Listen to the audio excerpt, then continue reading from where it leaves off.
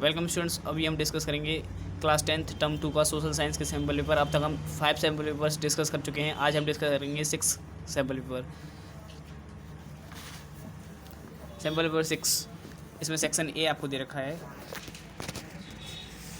Section A में very short answer type question दे रखे हैं। इसका फर्स्ट क्वेश्चन आपको दे रखा है, what was the effect of boycott movement on foreign textile trade.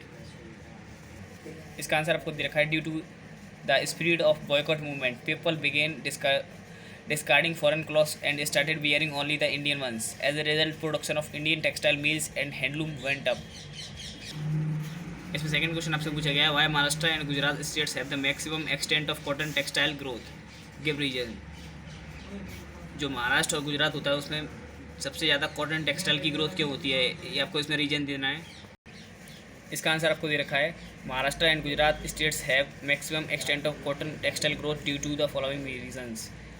First point, availability of raw material is there due to favourable climatic condition. Cotton is grown majorly in the states of Maharashtra and Gujarat.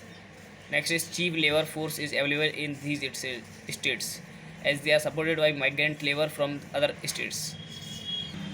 Next third question आपसे पूछा गया है, why has India adopted a multi party system, explain. India में multi party system क्यों है? इसका answer आपको दे रखा है, India adopted a multi party system because as India is a vast and diverse country the multi party system was needed to accommodate the vast population. Second point is the social and geographical diversity of India could not represented by 2 or 3 parties. Next is what do you understand by the term MNCs? MNC से आप क्या समझते हैं?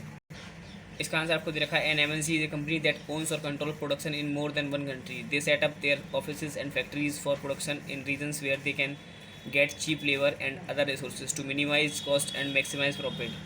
They sell their finished products globally and also produce the goods and services globally.